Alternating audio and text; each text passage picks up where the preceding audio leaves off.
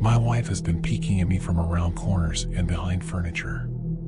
It's gone from weird to terrifying. My wife Lynn and I have been together for 6 years and married for 11 months. Our entire history together has been very normal, and never once have I noticed any weird behaviors or red flags. I can't stress enough how out of character this whole thing is for her. Lynn is very kind, intelligent, and thoughtful. She's always been the no-nonsense type of person. Being childish or trying to scare me is not something she'd normally do. She doesn't even like watching horror movies. When we first started dating, she agreed to watch The Shining with me because she knew how much I loved horror. She was so scared that she didn't even make it through half of the movie before we had to turn it off. She isn't into anything creepy and has never been into pranks. It's just not her cup of tea. And that's fine. But that's what was so strange about this. It's just so unlike her. I should also add that she never had any mental health issues, and as far as I'm aware, it doesn't run in her family. I know some people are able to hide their mental health problems, but in the 6 years we've been together, I think I have seen some sort of sign. 2 months ago, I was in the kitchen making myself some coffee before work. I was running a bit late that morning and knew I wouldn't be able to make it to Dunkin' Donuts for my usual morning fix. I took a sip of my coffee as I hurried down the hall towards the front door when I happened to notice Lynn peeking at me from around the corner ahead of me. I could only see her eyes and a strand of her long dark hair hanging against the wall. The rest of her body was concealed behind the corner. I nearly spilled my coffee when I saw her. I did burn the shit out of my lips. "Geez, Lynn," I said, wiping a few drops of coffee from my pants. "You scared the shit out of me." She immediately popped out of view like a little kid that had been caught. I heard her scurry off towards the living room, and by the time I got to the front door, she was out of sight. It was really weird and just totally out of character for her, like I said, but I also found it kind of funny that she was being more playful and a little less serious. I shouted that I loved her and called her a weirdo. As I shut the door behind me, I heard her laughing. Her behavior was a bit odd, but it certainly wasn't something to call a priest over. I forgot about it by lunch, and by the time I got home she was her normal self. I didn't bring it up, and neither did she, and life went on. The next incident happened 3 days later. It was around 2 a.m. and I had woken up to get a drink. I was standing at the kitchen island, J in hand, when I felt a strong feeling that I was being watched. For whatever reason, I looked down at the floor and saw my wife's smiling face staring back. She was peeking at me from the other side of the island, staring up at me with wide, unblinking eyes and grinning like the Cheshire Cat. I screamed, I'll admit it. Not out of irritation, but fear. For some reason at that moment, I was scared. At the sound of my scream, Lynn scuttled backwards out of my view, her hands and feet smacking the tile floor as she hurried out of the kitchen on all fours. I didn't run after her, or even yell after her. I just stood there frozen in shock, wondering what fuck had possessed her to do that. It took me a little longer than I'd like to admit to go back upstairs, but I eventually did. When I got to our bedroom, Lynn was lying on her side, asleep. Or at least pretending to be. I stood there for a while, watching her breathing to be sure she really was asleep. I had the feeling she might jump out at me the moment I got into bed. But she didn't. I climbed into bed and she didn't even move. Her breathing was soft and deep, and I was starting to wonder if I dreamt the whole thing.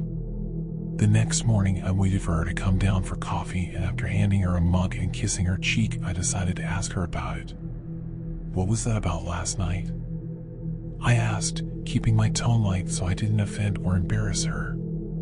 She frowned over her cup of coffee, shaking her head like she had no clue what I was referring to. "You were peeking at me again.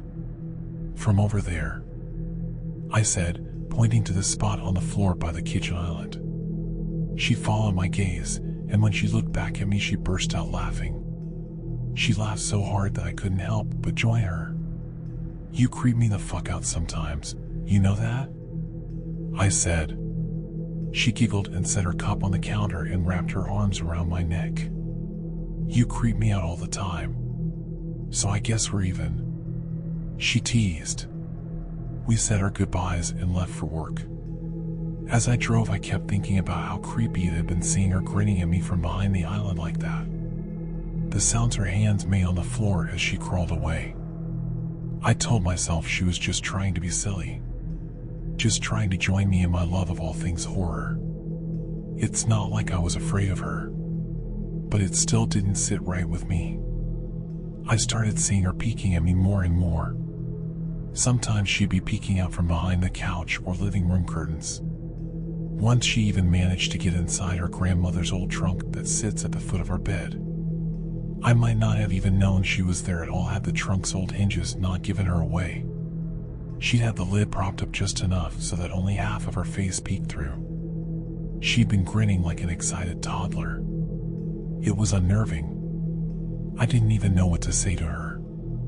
All I could do was stare. When I finally found my voice, I asked her why on earth was she doing this. She didn't answer, but she had slowly closed the lid, shutting herself inside the trunk. I just walked away, feeling disturbed. I didn't understand why she was doing it, but it clearly made her happy. I just hoped she would tire of the game quickly. Lynn didn't peek at me for the next 2 weeks. I started to think she was done with her weird prank, and I was relieved. We were watching a show on Netflix one night, and I jokingly said that I hadn't seen her peeking at me lately and that she must have given up on her spy game. She looked up at me with a small smile and said, "Maybe I've just gotten better at it."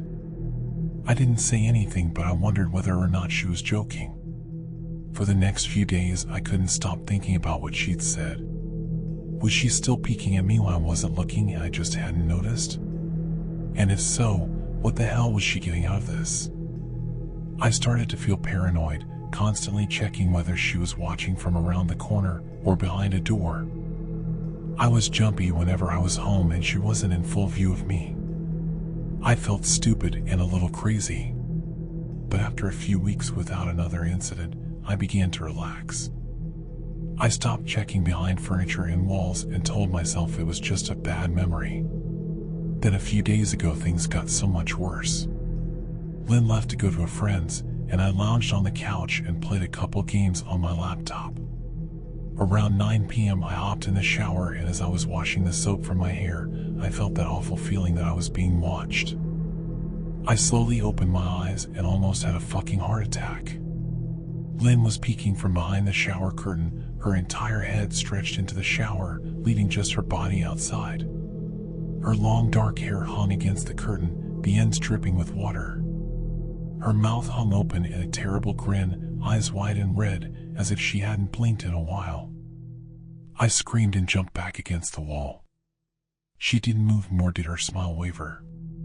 Her makeup ran down her cheeks in 2 black streaks. She looked giddy and completely deranged. I was fucking terrified. We stood like that for a few moments, neither of us saying a word. Finally, after what felt like forever, she slowly pulled her head back out of the shower, and I watched her blurry figure through the curtain as she moved backwards towards the bathroom door.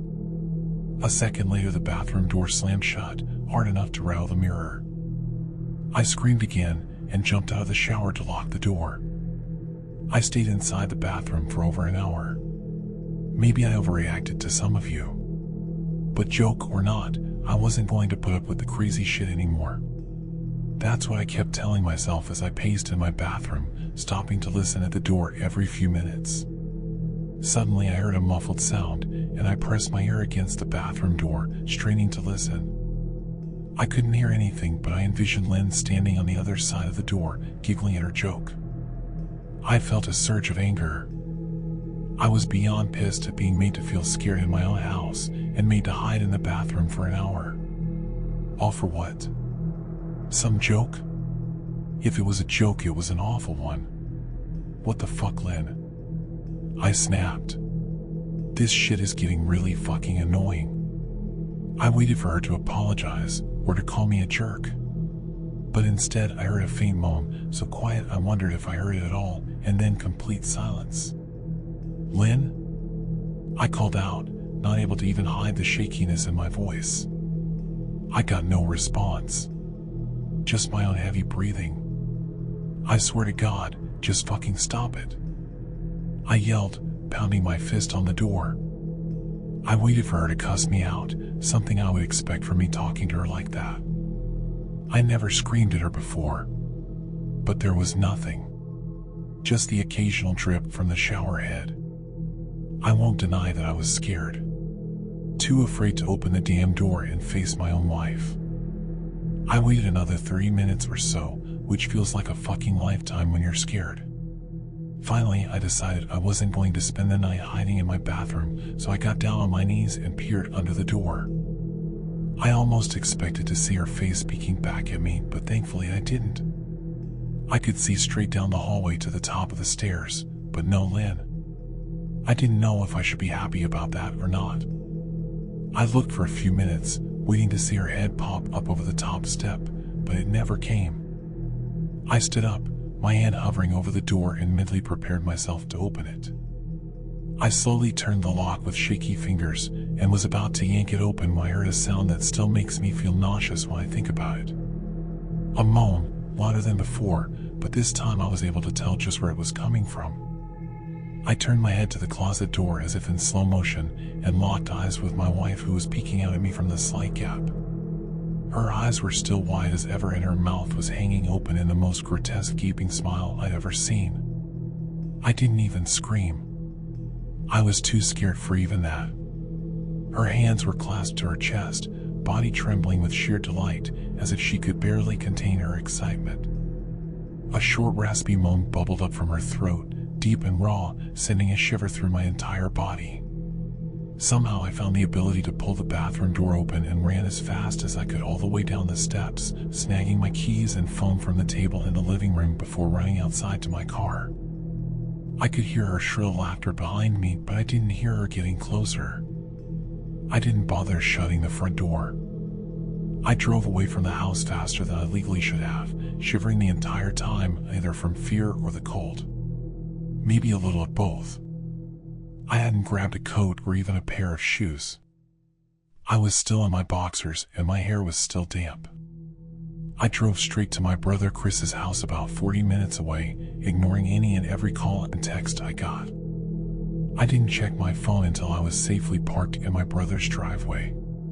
Lynn had called 4 times and sent a flurry of texts, all wondering where I'd gone and why I left like that. I threw my phone at the dash in a rage, furious at her nonchalant attitude. My brother and his wife were surprised to see me, especially dressed in just a pair of boxers, but told me to stay as long as I needed. Chris lent me some clothes and asked me what happened. I told him Lynn and I had a fight, but didn't get into the details. I didn't want him to think I was overreacting, leaving my wife over a prank, even if it was a strange one. I mean, hadn't I encouraged her for years to lighten up instead of being so serious all the time? I had wanted her to relax and loosen up, but this was definitely not what I had in mind. I tried to sleep on their sofa, but my brain wouldn't let me sleep. Every time I closed my eyes, I saw Lynn's face staring at me from inside the closet. Knowing she'd been in there with me the entire time made my skin crawl. She'd never left the fucking bathroom at all. Instead, she slipped inside the closet and slammed the bathroom door shut to fool me. The mere thought of going back home gave me anxiety. I tossed and turned, unable to sleep. Chris ended up giving me a sleeping pill, so I was able to get a little rest. My sleep was filled with terrible dreams. All of Lynn's smiling face. I woke up just as the sun started to rise. My sore body ached from the sofa, and I felt drained. I knew I'd have to call Lynn at some point, but I didn't know what to say to her. I wouldn't be going home unless she gave me her word she'd never do any more creepy shit. I just wanted my wife back. Her normal serious self never looked so good to me. I was contemplating calling her and telling her that, when that familiar feeling came over me. I was being watched. I was staring at the ceiling, my heart in my throat. I didn't want to look away, but the longer I ignored the feeling, the worse it got. My eyes drifted away from the ceiling almost on their own. Her face was pressed up against the window beside the couch, staring down at me with that same gaping smile. Drool dribbled down her lips, leaving 2 long streaks down the glass. I didn't know how long she'd been there, but something told me she'd been there quite a while, possibly all night. I didn't bother screaming, though I was afraid anger trumped any fear I felt at that moment. I jumped up from the couch and pounded my palm against the glass. "Lynn, are you crazy? What the hell is wrong with you? Just go home," I shouted. "Now." She didn't move, and her ghastly expression never changed. If anything, her smile only grew, as if she had never been more elated. I could hear Chris and his wife moving around upstairs. As if Lynn could hear them from her place outside, her head twitched slightly in their direction, and she began to close her mouth slowly. Chris called my name from upstairs, obviously concerned. I turned to see him and his wife Rebecca hurrying down the steps. When I turned back to the window, Lynn was gone. The only sign she'd been there at all was the 2 streaks of drool still dripping down the glass. I tried explaining to Chris and Rebecca about waking up to see Lynn watching me through their window. They were skeptical. Who wouldn't be? Chris and I went outside to the spot in front of the window, but there were no footprints in the dirt, just a slight indent. Animal probably, Chris guessed, and I didn't argue. He and Rebecca assumed I dreamt the entire episode, but they didn't understand, and I was too tired to explain it to them. I called out of work that day and turned my cell off. I didn't want to face Lynn. Just talking to her was too much for me at that point. I really started to believe something was irreversibly wrong with her. That no matter what promises she made, we'd never be the same again. The thought saddened me to my core. I cried most of the morning. By noon, I figured I was ready to confront her. Give her one last chance to explain herself. I could at least give her that after 6 years, I told myself. I turned my phone on and saw the dozens of texts she'd sent, all from a seemingly concerned wife. "Can we talk? I love you. Please call me. I'm really worried. Can you answer? Just come home." And more of the same. All texts telling me she loved me and she wanted me home. How worried she was, not a damn light dressing the crazy shit she pulled. Like she hadn't been acting like a character from a Stephen King book. Even her texts were different. She normally texted novels just to tell me to pick up a loaf of bread. You'd think she'd have more to say to me after her bizarre shenanigans. I know it probably seems childish to some of you who are miles away from this situation. But if you saw the way Lynn had looked at me, how she scampered away on all fours like some wild animal, grinning at me from inside the closet like a lunatic, then I think you'd find my reaction was warranted. I ended up staying with Chris and Rebecca for another night. I didn't wake up yesterday until afternoon, and thankfully I didn't see Lynn's face watching me through the window. I don't want to pry, because it's not my place. But is this fight something that can be mended? Rebecca asked. She'd made us both a sandwich for lunch, and I knew she wanted to breach the subject without seeming to be nosy. I don't know. She's like a different person, I said, choosing my words carefully. I still wasn't ready for her or Chris to know the full extent of the batshit craziness I had been dealing with. People change, Ben. But she's still the same woman you married. Maybe you both just need to talk through your issues. Whatever's going on, I'm sure it can be fixed. She said, ever the peacemaker. I think it's beyond that now. I don't think talking would help. I just don't trust her, I said. The words stung in my heart. I missed and loved my wife. But how could I live with someone like that? Living in constant fear didn't sound too appealing. Lynn loves you. She has to be absolutely crushed, she said. I don't know about that, I said. Well, she certainly seemed like it to me. I've never seen her so upset. Very much unlike the Lynn I know, Rebecca said, shaking her head sadly. It took a full minute for her words to really sink in, and when they did, I felt dread worming its way through my skin. Wait. What do you mean? You saw her? You saw Lynn? I asked, my mouth suddenly dry. Rebecca nodded casually as if that fact wasn't nightmare fuel. Maybe for her it wasn't. She stopped by this morning just after Chris left for work. She said, cleaning the plates from the table. I didn't see her car though. Maybe she took an Uber or something. Beck. What did she say? Did she come inside? I asked, sweat starting to break out on my forehead. I began looking around, examining corners as though a predator lurked behind them. No. She just asked if you were awake yet, and I said that you weren't. I asked if she wanted me to wake you, but she said no. Just said to let you sleep.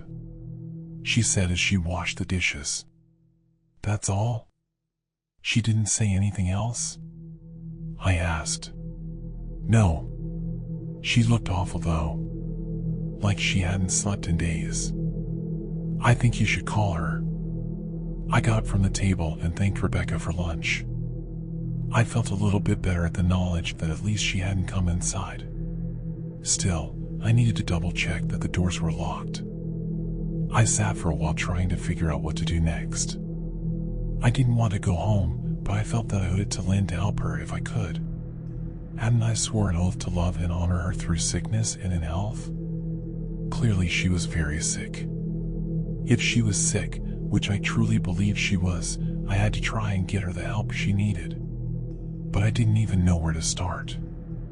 I didn't want to call the police, and besides, what the hell was I going to tell them? That my wife was peeking at me? That she was being creepy?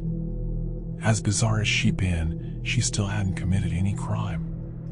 Not yet anyway.